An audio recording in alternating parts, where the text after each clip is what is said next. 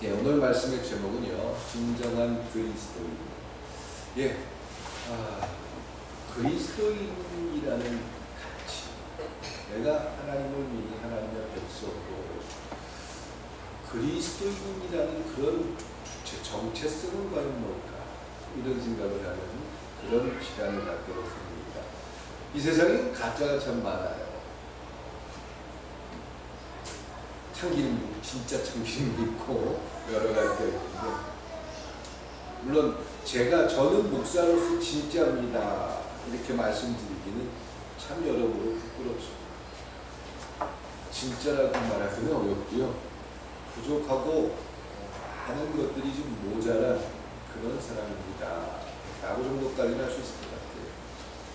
근데 스스로가 나는 복을 받을 자격이 있습니다 이렇게 얘기할 사람들은 아마 많지 않을 거예요.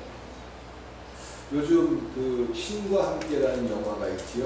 아직 저는 못 봤는데, 맞죠? 신과 함께. 신과 함께니까 신과 함께 맞죠? 사후 세계에 대해서 이야기하는 그런 영화네요. 1편이 나왔고 2편이 나왔는데 그 영화를 볼 수 있으면 좀 봤으면 좋겠다 이런 생각이 좀 드는데, 예, 사람들이 그 영화를 보면서 많이 흥분하고 또 그 영화 속에서 카타르시스를 느끼기도 합니다. 나는 그리스도인이 아닐지라도 그냥 단순히 이 세상에 와서 육체를 가지고 잘 먹고 잘 살다 죽으면 끝이다 이렇게 생각하는 사람들이 그렇게 많지 않습니다.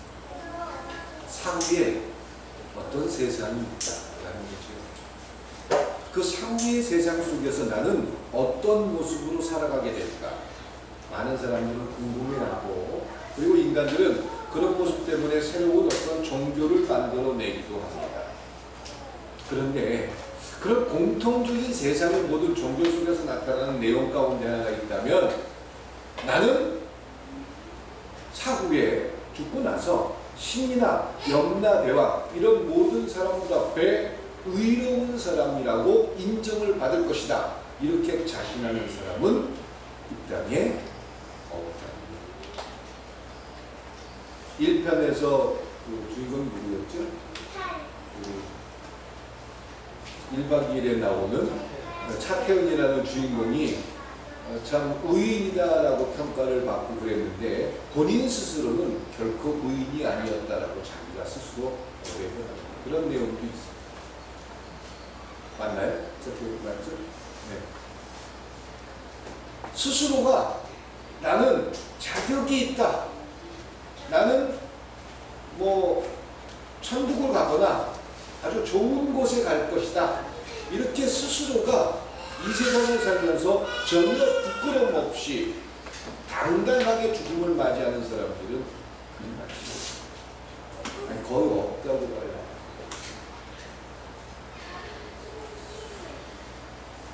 그런데 그리스도인들은 내가 교회를 나와줬기 때문에 당연하게 나는 천국이라는 선물을 받을 거고, 그리고 내가 이 세상에 어떤 모습으로 살든 그냥 예수님이 날 위해서 죽었기 때문에 나는 천국에 갈 것이다 이런 믿음이라는 또 기대감을 가지고 살아가는 많은 사람들이 있습니다.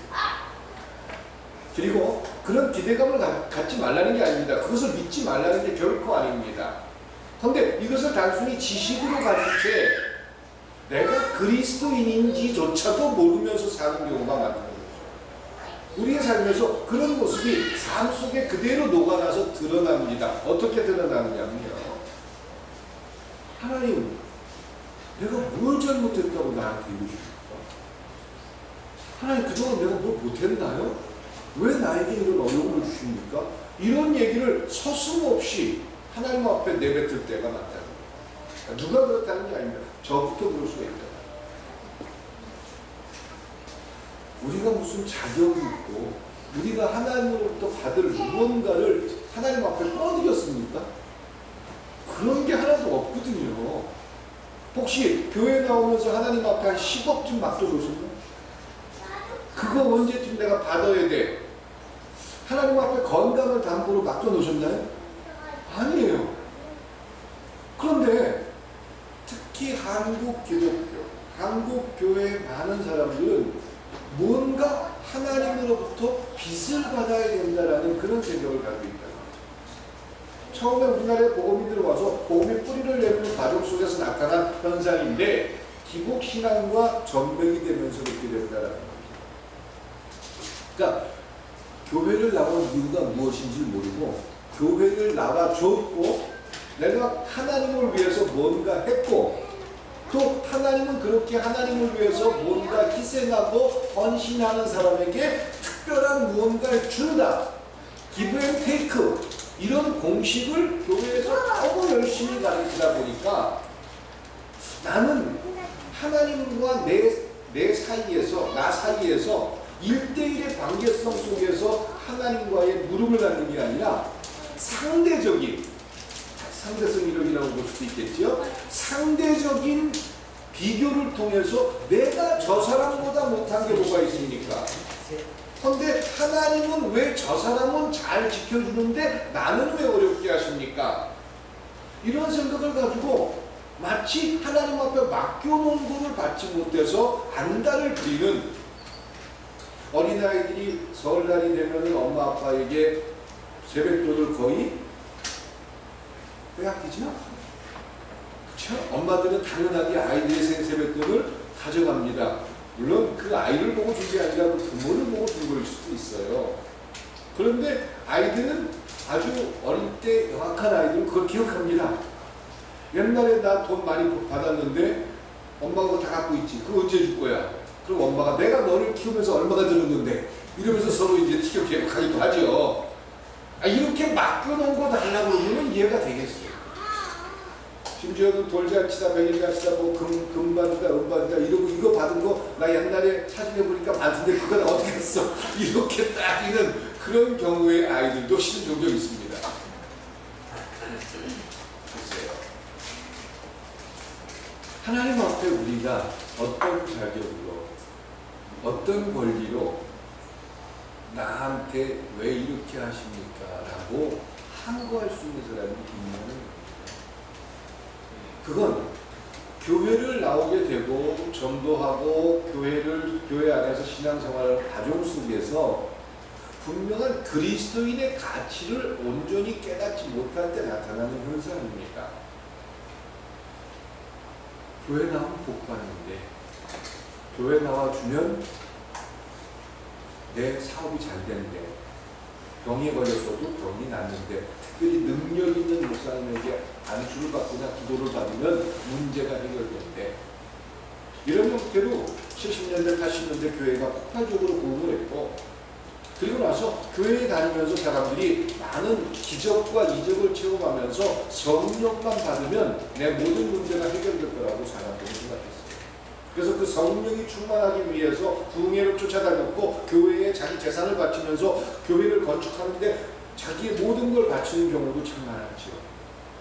그러면 그 성령을 받고 난 후에 그리스도인의 삶에 대해서 분명하게 교회가 제시해야 되는데 그렇게 커진 교회일수록 그렇게 급격하게 발전한 그런 교회일수록 그 다음 걸 해결할 수가 없었다는 것이죠. 다시 말해서 원론적인 아이덴티티입니다. 정체성입니다. 다시 말해서 후회말 내가 누구인지에 대한 분명한 그리스도인의 정체성을 설명할 수가 없었다는 거죠. 왜? 기복신앙에 갇혀질 때 나타나는 현상이라는 겁니다. 그러면 그럴 때 나타나는 모습은 끊임없는 비교입니다.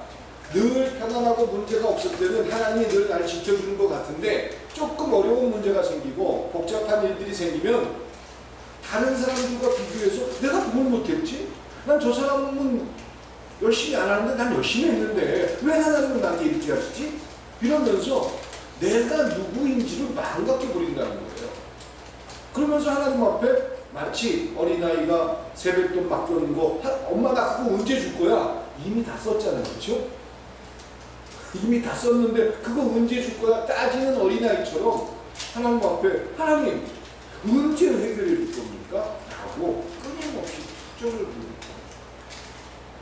그래서 오늘 그런 고민 속에서 출애굽기에 나와 있는 유월절 사건을 통해서 다른 그리스도인이라는 것은 무엇일까? 내가 그토록 하나님 앞에 원망하고 불평할 수 있는 여러 가지 가치와 이유들 속에서 나는 과연 얼만큼 제대로 하고 있나, 이런 것들을 좀 발견하자고. 그래서 그리스도인과 그리스도인의 모양을 흉내내는 모습과의 구별을 한번 해보자라는 겁니다. 오늘 내용은 모르는 내용이 아니지 않습니까?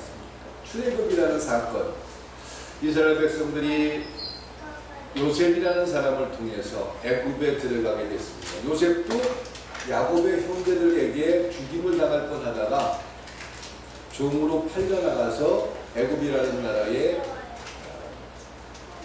종으로 끌려가는 그런 어린 나이에 요셉이라는 사람을 통해서 이스라엘 백성이, 야곱의 후손들이 애굽으로 피난을 오게 됩니다. 7년 동안 흉년이 들었다가 7년 동안 흉년이 들면서 그 중동 근처에 모든 사람이 굶어 죽는 그런 상황에서 가장 높은 자리, 바로왕의 그 반기를 끼고 가장 높은 자리에 앉아있는 게 요셉이었습니다.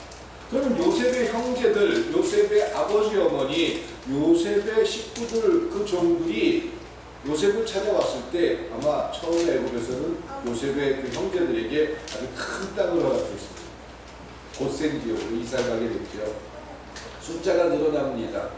그리고 400년이라는 시간 동안에 한 20명에서 20명 정도 되겠죠. 20명 정도에서 시작된 인구가 400년 동안에 200만 명입니다. 참 열심히 낳은 것 같아요. 산하 제한 없이 열심히. 근데 이게 수학적으로 계산해 보면 충분히 가능한 인원입니다. 200만 명 정도, 뭐 150만 명에서 200만 명 정도로 추론을 하는데 그 정도의 숫자로 늘어났어요. 그러니까 애굽에서는 골칫거리입니다.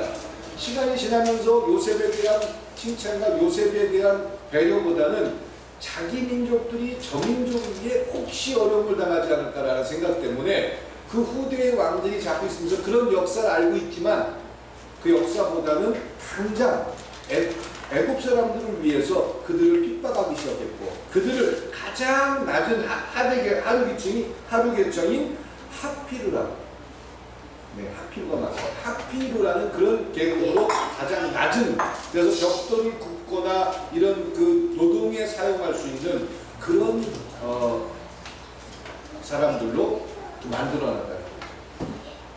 그들은 하나님 앞에 기도합니다. 하나님, 우리의 주인이신 하나님께서 우리를 여기다 놔두실 겁니까?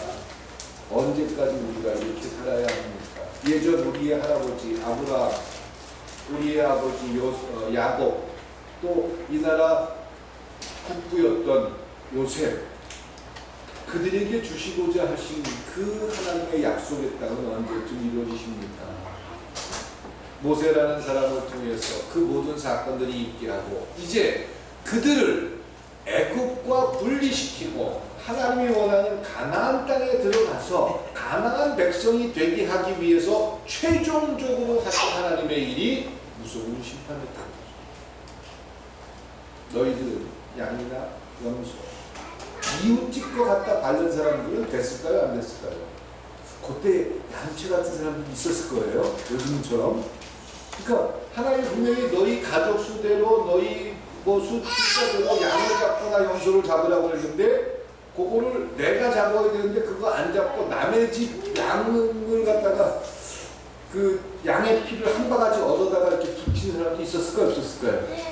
그건 기록이 안 나서 잘 모르겠어요. 근데 지금 시대에 그런 얌체 같은 사람이 있는 것처럼 그때도 있었을 것 같은 생각도 저는 갖고 해보는데, 그게 중요한 건 아닙니다. 하나님께서 그들에게 말씀하시고 명령하셔서 피를, 양의 피를, 염소의 피를 문설주 양쪽에 발라. 그러면 오늘 밤에 하나님의 신이 이 애국을 심판할 것인데, 그 가정의 첫 번째나 모든 것들을 다 죽입니다. 그렇게 하신 이유는 뭐죠? 왜 그렇게 하셨죠? 단순히 애국이 싫어서. 하나님의 약속이 성취되고 또 하나님의 일들이 진행되며 하나님의 백성들을 하나님이 약속한 곳으로 보내기 위한 하나님의 방법이었죠. 처음에 그래서 애굽 바로 왕과 애굽 백성들에게 경고를 했어요. 모세를 통해서 이야기했어요. 10가지, 9가지 재앙이 내리게 하면서 제발 이제는 이 백성을 놔줘라. 그리고 물을 피로 바꾸기도 하고 이가득 실거리기도 하고 어둠이 내리기도 하고 우박이 떨어지기도 하고 그러면서 초자연적인 사건들을 통해서 바로로 하여금 더 이상 이 히브리 민족을 붙들고 있지 마라. 내가 모든 인류의 주인이고 특히 히브리 민족, 이 민족은 내가 택한 백성인데 이들을 이제 놔주라 라고 분명히 경고를 했는데도 바로는 듣지 않습니다. 그래서 최종적으로 바로의 아들 또 애굽의 모든 장자들을 다 죽게 하는 무서운 결단을 하나님이 하셨고 너무나도 무서운 바로 왕과 애굽은 그 히브리 민족에게 자기들이 가지고 있는 금은보화를 나눠주면서 제발 좀 가라. 더 이상 너희들하고 살기 싫다. 너희들 때문에 우리가 너무 고통스러워. 제발 좀 나가라.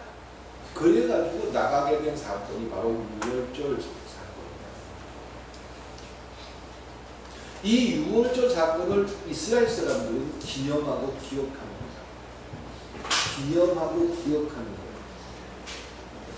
그리스도인은 그래서 사도 요한은 요한복음 1장 29절에서 이렇게 이야기합니다. 보라 세상 죄를 지고 받은 하나님의 어린 양이로다. 유월절 양이 죽어서 양의 피를 문설주에 바른 그 사건을 통해서 이스라엘이 애굽으로부터 해방받은 것처럼 그리스도인이라는 것은 예수 그리스도가 우리를 위해서 십자가 못 박혀 대신 죽는 놀라운 사건을 통해서 이제 하나님께서 인간들을 평가하고 판단하는 기준 속에서 죄라는 부분들을 지우겠다. 딜리트, 삭제하겠다. 이런 약속을 받은 사람들이라 하나님의 은혜를 입어서 우리가 죽어야 되는데 사후세계에 우리가 살아가는 세상 속에서 했던 모든 행적과 기록들을 통해서 평가를 받고 누구나 다 지옥에 갈 수밖에 없는 상황임에도 불구하고 그런 사람들인데 우리가 교회를 나와 줬기 때문에 주를 위해서 11조를 냈기 때문에 주를 위해서 건축공부를 많이 했기 때문에 이것과 전혀 상관없이 아무것도 하지 않은 그런 우리에게 예수 그리스도를 이 땅에 보내서 그런 인류를 위해서 대신 죽게 하는 양이 마치 장자들을 위해서 대신 죽는 것처럼 예수가 대신 죽게 하심으로 하나님은 그 예수가 나를 위해서 대신 죽음으로 내 죄가 하나님 앞에 없다고 인정될 줄 믿습니다. 이 고백을 받기 위해서 예수를 대신 죽게 했다. 우리 스스로가 끊임없이 사단이 찾아와서 야 옛날에도 죄 많이 졌잖아. 넌 지옥 가야 돼. 너 교회 다니면서도 또 세례받고 이런 죄 많이 졌잖아. 이런 얘기를 끊임없이 사단이 찾아와서 우리를 넘어뜨리고자 할 때에 예수님께서 죽어주심으로 세상 죄를 졌을 때는 평가를 받고 세상으로부터 판결을 받고 세상의 그 죄에 대한 대가를 치러야 되지만 하나님만큼은 우리가 지은 죄에 대해서 예수 그리스도가 대신 죽어주셨기 때문에 더 이상 그 죄에 대해서는 하나님이 평가하지 않죠. 죄가 없는 것으로 여겨주겠다. 왜? 예수가 대신 죽었기 때문에 예수의 죽음으로 죄를 묻지 않겠다. 하나님 뭐 이렇게 피곤하게 하십니까? 그냥 누구나 다 천국 가게 하시면 되잖아요. 왜? 그런 기준, 선악과를 따먹는 자에게는 정령 죽게 만들겠다는 그 에덴 동산의 약속처럼 못해, 뭐 하려고 그렇게 하십니까? 그냥 용서할 거면 예수를 믿든 안 믿든 다 천국 가게 하시면 되잖아요. 이렇게 억지를 부리는 경우도 좀 있습니다. 근데 제가 왜 억지를 얘기하는 분은 아마 마음속에서 아십니다. 옳지 않기 때문에. 하나님은 옳고 그름 그리고 정의로움 이런 것들에 대해서 굉장히 중요하게 생각하죠. 옳지 않은 생각, 잘못된 기준들을 가지고 마치 그것이 하나님의 뜻인 양 호도돼서는 안 된다는 거죠. 하나님은 그런 원칙 때문에 죄의 싹이 뭐라고 그랬죠? 사망이라고 했어요. 그런데 하나님 스스로가 그 하나님의 원칙과 기준을 깰 수가 없는 거예요. 그래서 예수를 대신 죽게 하시고 예수가 죽음으로 말미암아 그 하나님의 원칙을 지키면서, 그러면 그 죽음의 조건이라는 것은 그 죽음을 통해서 우리를 죄 없는 자로 여겨주겠다, 칭의해 주겠다, 이런 약속이지요. 이 약속을 붙드는 자들이 그리스도인인 줄 믿습니다. 교회 나와주거나 교회에서 복받기 위해서 뭘 하거나 내 병 낫기 위해서 교회 나오거나 이것이 목적이 돼서는 안 된다는 거죠.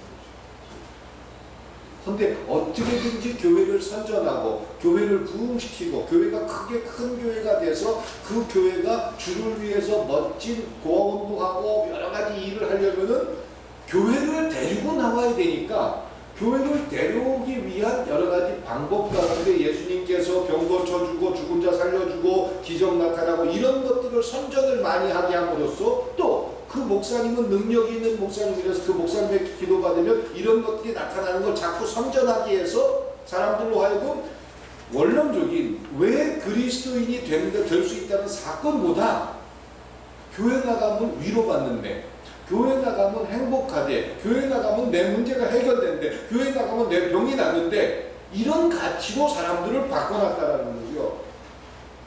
그러다 보니까 왜 그리스도인이 됐는지, 왜 그리스도인으로 살아가야 하는지에 대한 분명한 의식이 없습니다. 이제 세상을 향해서 잘못됐다, 그건 바꿔야 된다, 이걸 말씀드리고 싶지 않습니다. 오늘 꿈이 있는 교회 이 자리에 예배하는 성도님들만큼은 내가 왜 그리스도인인지 분명한 시작을 6월절의 사건을 통해서 그리스도가 나를 위해서 대신 죽어주심으로 하나님께서 우리를 죄 없게 해주겠다라는 약속이 그리스도인의 시작이 될 수 있길 주님의 이름으로 축원드립니다. 이게 바뀌어서는 안 됩니다. 이게 우리가 그리스도인으로 살아가는 이유입니다. 그래서 우리는 더 이상 걱정할 필요가 없는 거예요. 죽음 후에 하나님은 그 그리스도를 붙들고 그리스도 때문에 내가 하나님으로부터 죄 없다함을 받을 수 있습니다. 이것을 붙들고 있는 자에게만큼은 천국을 허락합니다. 근데 참 헷갈리는 게, 자신 있어요? 우리 장모님들은 자신 있으신가? 우리 권사님들은 자신 있어요? 조 권사님 자신 있어요? 예? 자신 없죠. 요게 헷갈리는 거예요. 그쵸? 나는 그거 믿고 싶고, 나는 그걸 붙들고 있다고 생각하고 있고, 그래서 그리스도인인 것 같은데, 진짜일까 아닐까요? 헷갈릴 게 있으니까 없으니까. 목사는 생각 안 할까요? 할까요? 목사도 똑같아요. 그러면, 내가 그냥 열심히, 내가 어떻게 살든지 나는 천국 갑니다, 이렇게 믿고 있는데, 딱 갔더니, 너 아니야. 난 너 몰라. 이런 경우도 있을 수 있습니까? 없습니까? 예? 있어요. 성경 너무 많이 나와 있잖아요. 상황 같은 경우도 있잖아요. 하나님께서 기름 부음을 주고 택하고 하나님의 왕으로 세운 사람이에요. 근데 하나님께서 그렇게 해버립니다. 그러니까 이게 되게 헷갈리는 거예요. 어떻게 하면 분명히 우리는 고백하고 믿어지고 예수가 나를 위해서 죽어준 거 십자가를 통해서 하나님의 자녀가 됐고 그리스도인이 됐으니까 우리는 어떻게 살든 상관없이 우리가 죽음 후에는 천국을 가게 됩니다. 이것을 믿고 싶은데 이게 어떻게 확인할 수 있을까? 이제 확인하는 방법은 우리의 삶에서 내가 어떤 그리스도인의 모습을 가지고 사는지에 대해서 드러납니다. 가짜는 가짜처럼 드러날까요? 진짜처럼 드러날까요? 가짜는 가짜로 드러납니다. 근데 그걸 누가 알아요? 제가 알아요? 내가 알아요? 내가. 다른 사람이 평가할 수 있는 게 아니에요.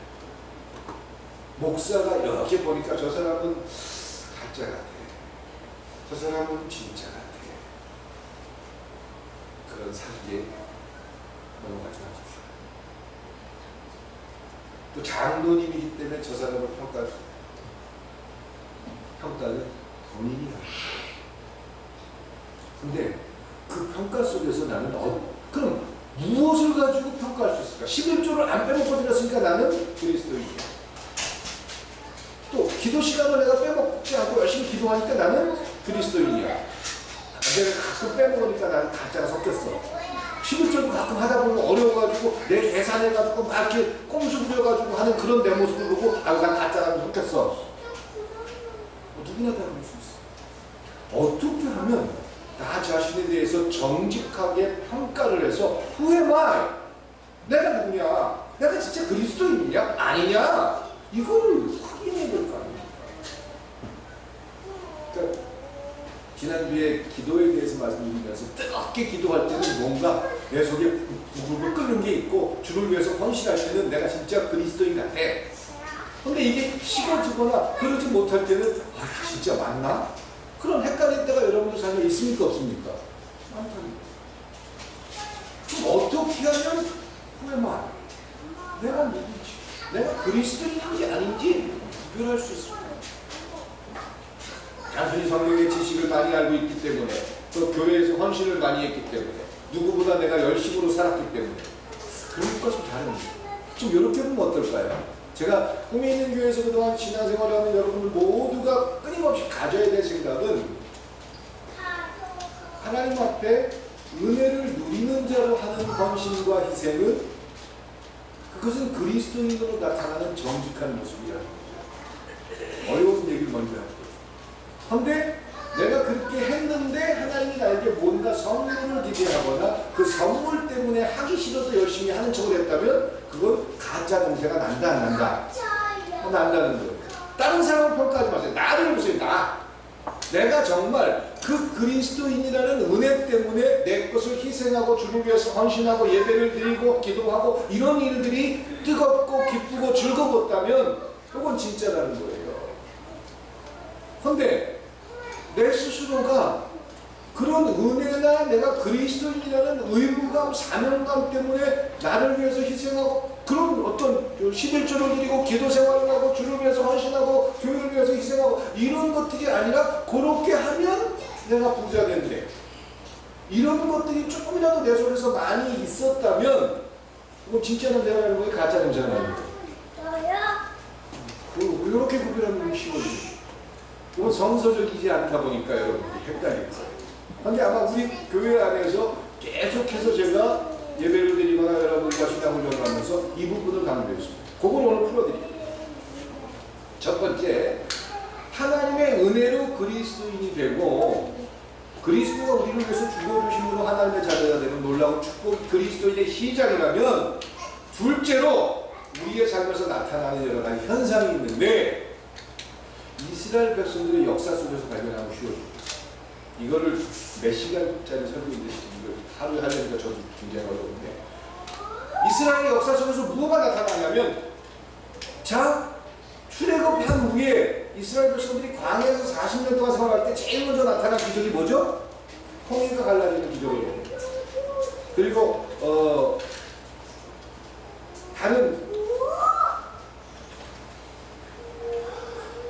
다른 백성들과 싸움에서 이기는 그 아말렉과의 전쟁에서 이기는 그런 일들이 나타납니다. 또 광야에서 구름기둥, 불기둥을 보게 됩니다. 만나를 먹게 됩니다. 반석에서 물이 나오는 일이 일어납니다. 자, 이 부분이 먼저 부각이 되기 때문에 그리스도인의 정체성이 헷갈리는 거예요. 자, 하나님께서 여러분들을 하나님의 자녀 삼아줬다면 여러분을 통해서 하나님의 일들이 진행될까요? 안 될까요? 진행될 줄 믿습니다. 그것이 어떨 때는 우리에게 굉장히 이익적으로 나타날 수 있지만 우리에게 희생과 헌신을 요구할 때도 쉽지 않습니다.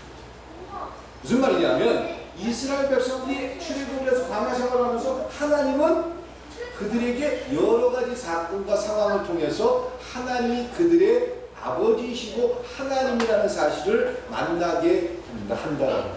어떨 때는 물을 가르는 기적을 통해서,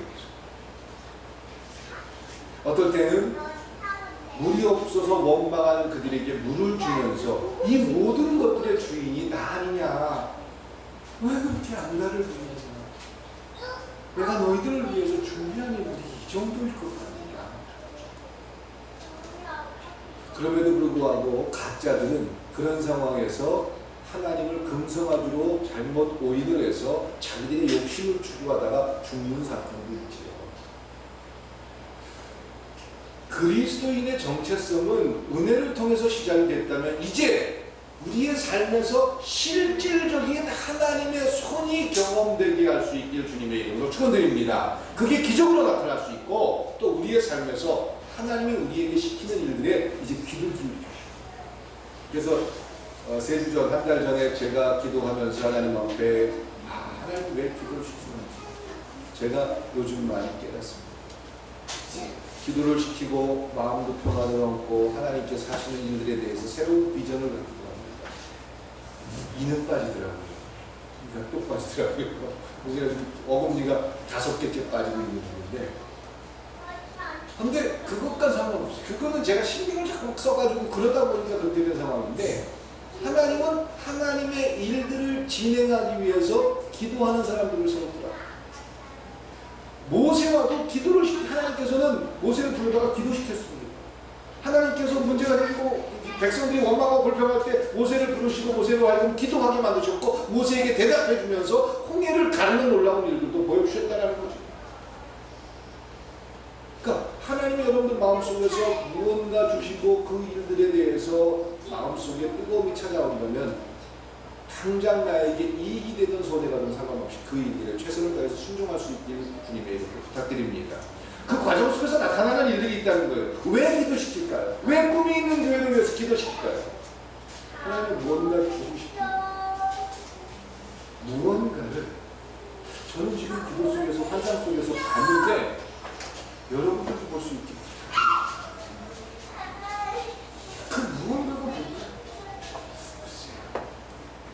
여러분들의 가정을 위해서 기도를 시키고 여러분들 문제를 놓고 기도를 시키고 있다면 하나님은 뭔가 하고 싶은 거예요. 지금 이스라엘의 역사 속에서 계속 드러나잖아요. 그런 과정을 통해서 하나님이 여전히 나의 주인이시고 나를 두고 계시구나. 이 일들을 하시는 거예요. 혹시 여러분들이 착각을 하거나 오해를 해서 하나님 앞에 헌신을 하면 하나님이 그때 그걸 들어주시겠지 이런 생각을 하십시오. 단순히 여러분들에게 왜 기도를 시키는지 그 부분에 초점, 그 부분의 이유를 한번 찾아보십시오. 그게 하나님이 하시는 일이다. 만약에 그런 과정 없이 아주 굉장히 하나님께서 뭔가 주고 싶은데 그런 과정이 없다면 이게 하나님이 주시는 건지 아닌지 알 수 있나요? 없나요? 없잖아요. 하나님이 하나님이심을 우리가 알기를 원하십니다. 그게 그리스도인의 삶이라는 거예요. 단순히 내가 잘하고 내가 잘할 수 있고 하나님 없어도 돼요. 내가 나 혼자 잘 먹고 잘 살. 이거 그리스도인이 아니에요. 필요할 때만 하나님 찾는 거 그거 그리스도인 아니에요. 모든 우리의 전 삶에서 하나님이 나의 삶의 주인이십니다. 이걸 고백하고 깨닫는 과정 이게 은혜를 누리는 사람들의 삶에서 나타나는 첫 번째. 여기까지도 지금 우리 한국교회에서 진행이 안 됐어요. 안타까운 일이죠. 그냥 복 받아라, 성령 받아라, 성령만 받으면 알아서 다 된다. 여기까지밖에 교회가 진행을 못 시켰어요.